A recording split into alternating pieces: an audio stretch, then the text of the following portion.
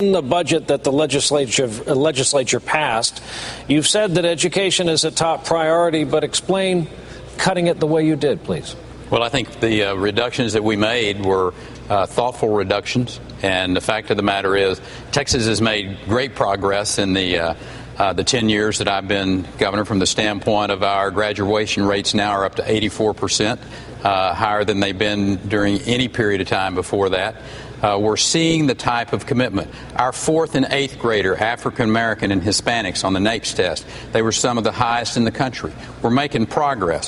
When you share the border with Mexico, and when you have as many individuals that we have coming into the state of Texas, we have a unique situation in our state.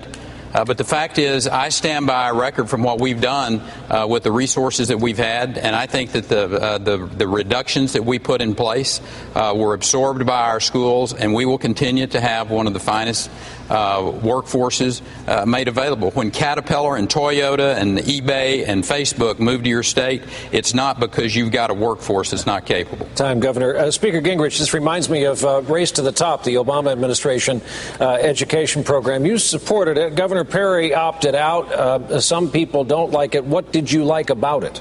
I liked it very much the fact that it talked about charter schools. It's the one place I found to agree with President Obama.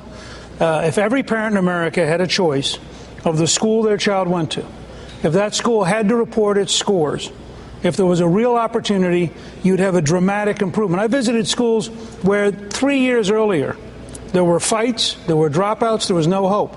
They were taken over by a charter school in downtown Philadelphia, and all of a sudden the kids didn't fight anymore because they were disciplined. They were all asked every day, what college are you going to? Not are you going to go to college, what college are you going to?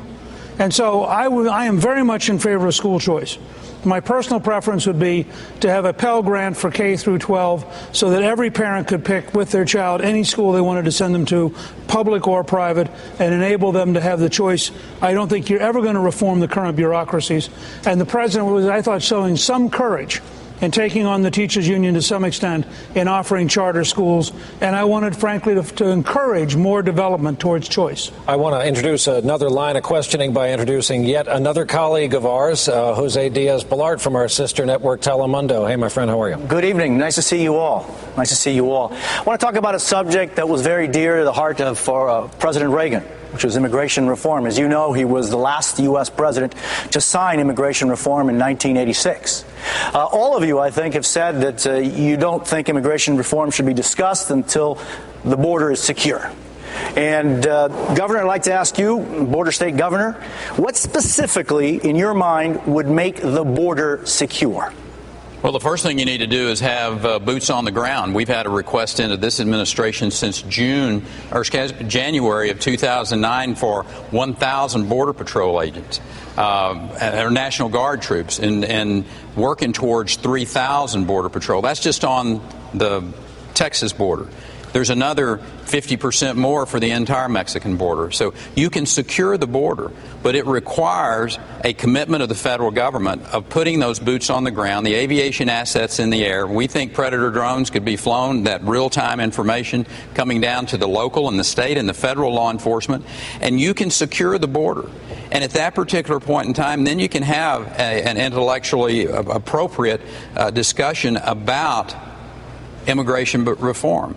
For the President of the United States to go to El Paso, Texas, and say that the border is safer than it's ever been, either he has some of the poorest intel of a president in the history of this country, or he was an abject liar to the American people. It is not safe on that border. Governor, specifically, do you agree or disagree with some of the issues that the governor of Texas says as far as what you would consider enough to be able to declare the border safe? Well, first, we ought to have a fence. Secondly, the whole fence, 2,600 miles. We got to have a fence, or a technologically approved system to make sure that we know who's coming into the country, number one. Number two, we ought to have enough agents to secure that fence and to make sure that people are coming over caught. But the third thing, and I learned this when I was with Border Patrol agents in San Diego, and they said, look, they can always get a ladder to go over the fence, right, and people will always run to the country. The reason they come in such great numbers is because we've left the magnet on. And I said, what do you mean the magnet? And they said when employers are willing to hire people who are here illegally, that's a magnet and it draws them in. And we wanted to talk about sanctuary cities. giving tuition breaks to the kids of illegal aliens, employers that knowingly hire people that are here illegally. Those things also have to be stopped. If we want to secure the border, we have to make sure we have a fence, technologically determining where people are, enough agents to oversee it, and turn off that magnet. We can't talk about amnesty. We cannot give amnesty to those who come here illegally. We got 4.7 million people waiting in line legally. Let's let those people come in first, and those that are here illegally, they shouldn't have a special deal. Speaker Gingrich, your perception on immigration reform, and you've been, I think, in some ways a little different on your initial position. Well, look, I think we have to find a way to get to a country in which everybody who's here is here legally. But you started by referencing President Reagan. That's right. In 1986, I voted for the Simpson-Mazzoli Act, which in fact did grant some amnesty in return for promises. President Reagan wrote in his diary that year that he signed the act because we were going to control the border and we were going to have an employer program where it was a legal guest worker program. That's in his diary. I'm with President Reagan. We ought to control the border. We ought to have a legal guest worker program. We ought to outsource it, frankly, to American Express, Visa, and MasterCard so there's no counterfeiting, which there will be with the federal government. We should be very tough on employers once you have that legal program. We should make English the official language of government. We should insist that first-generation immigrants who come here learn American history in order to become citizens. We should also insist that American children learn American history. And then we have to find a way to deal with folks who are already here, some of whom, frankly, have been here 25 years, are married with kids, live in our local neighborhood, go to our church. It's got to be done in a much more humane way than thinking you're going to automatically deport millions of people. Senator, your solution? Well, my solution is very similar to Newt Gingrich's. Look, I'm the son of an Italian immigrant. I think immigration is one of the great things that has made this country the dynamic country that it continues to be. People who are drawn because of the ideals of this country. And so we should not have a debate talking about how we don't want people to come to this country. But we want them to come here like my grandfather and my father came here. They made sacrifices. They came in the 1920s. There were no promises. There were no government benefits. They came because they wanted to be free and they wanted to be good law-abiding citizens. So we have to have a program in place that sets that parameter that says you're going to come to this country, come here according to the rules. It's a very good first step. That the first thing you do here is a legal act, not an illegal act. A quick follow-up, 30 seconds. So there are 11 million people that fait accompli. They're here. What do you do with them if you are able to secure the border? Well, I think we can have that discussion, that whether what we do with people, how long they've been here, whether they have other types of records, but to have that discussion right now and pull the same trick that was pulled in 1986, we said, well, we'll promise to do this if you do that. No more. We are going to secure the border first, and that's the most important thing to do. And then we'll have the discussion afterwards. Congresswoman, you've said the fence, that you believe the fence is fundamental as an integral part of controlling the border. Let's say that in 212 or 213, there's a fence, the border is secure, gasoline is $2 a gallon. What do you do then with 11 million people, as the Speaker says, many of whom have U.S.-born children here? What do you do? Well, again, understand the context and the problem that we're dealing with. In Mexico right now, we're dealing with narco-terrorists. This is a very serious problem. To not build a border or a fence on every part of that border would be, in effect, to yield United States sovereignty not only to our nation anymore, but to yield it to another nation. That we cannot do. One thing that the American people have said to me over and over again, and I was just last week down in Miami, I was visiting the Bay of Pigs Museum with Cuban Americans. I was down at the Versailles Cafe. I met with a number of people.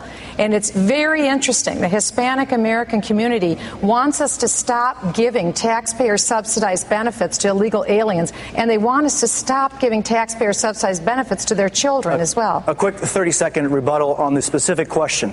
The fence is built. The border is under control. What do you do with 11.5 million people who are here without documents and with U.S.-born children? Well, that's right. And again, it is sequential, and it depends upon where they live, how long they have been here, if they have a criminal record. All of those things have to be taken into place. But one thing that we do know, Our immigration law worked beautifully back in the 1950s up until the early 1960s, when people had to demonstrate that they had money in their pocket, they had no contagious diseases, they weren't a felon, they had to agree to learn to speak the English language, they had to learn American history and the Constitution. And the one thing they had to promise is that they would not become a burden on the American taxpayer. Thank you. That's what we have to enforce. Mr. Kane. Let's make sure. Let's solve all of the problems. It's not one problem. I do believe we can secure the border with a combination of boots on the ground, technology, and a fence. But we got three other problems. And to get to we got to secure the border. Secondly, let's promote the path to citizenship that's already there. We don't need a new one. We just need to clean up the bureaucracy that's slowing the process down and discouraging people. Third thing we need to do, enforce the laws that are there. And the way we do it, empower the states. I believe that the people closest to the problem are the best ones to be able to solve that problem. Empower the states to do what the federal government hasn't done, can't do, and won't do. This is how we solve the entire problem. Thank you, Governor. I would just have to say that I agree with so much of what has been said here today. President Reagan, when he made his decision back in 1987, he saw this as a human issue. And I hope that all of us, as we deal with this immigration issue, will always see it as an issue that revolves around real human beings. Yes, they came here in an illegal fashion, and yes, they should be punished in some form or fashion. I have two daughters who came to this country, one from China, one from India, legally. I see this issue through their eyes. We can find a solution. If President Reagan were here, he would speak to the American people, and he would lay out in hopeful, optimistic terms how we can get there, remembering full well that we're dealing with human beings here. We have to create. But let me just say one thing about legal immigration. Let's not lose sight of the fact that our legal immigration system is broken. That's right. And if we want to do something about attracting brain power to this country, if we want to lift real estate values, for example, why is it that Vancouver is the fastest growing real estate market in the world today? They allow immigrants in legally, and it lifts all boats, and we need to focus as much on legal immigration. Congressman, your thoughts? Obviously, it's a very big problem. I think we need to remove the incentive, easy road to citizenship. Nobody has mentioned the fact that they qualify for benefits as well, you know, the welfare benefits that we shouldn't have to give. The state of Texas shouldn't be forced to provide free health care and free education. But there is a mess down there. It's a big mess. And it's the drug war that's going on there. And our drug laws are driving this. So now we're killing thousands and thousands of people. That makes it much more complicated.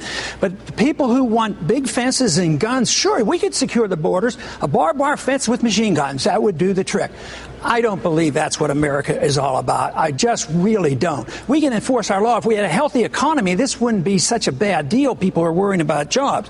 But every time you think about this toughness on the border and ID cards and real IDs, think that it's a penalty against the American people, too. I think this fence business is designed and may well be used against us and keep us in. In economic turmoil, the people want to leave with their capital, and there's capital controls and there's people control. So every time you think of a fence keeping all those bad people out, think about those fences maybe being used against us, keeping us in.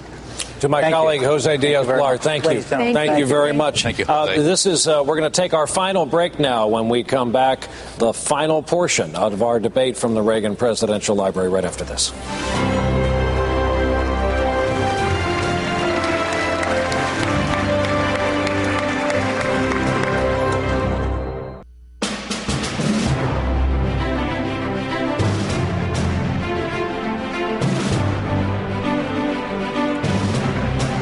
We are back, and as we said, this is the final portion of our debate. The campaigns have told us they wish not to have anything close to a lightning round, but let's just say we'd like the frequency and velocity of the questions to quicken in this segment. We'll try to move it along and fit a lot in. Starting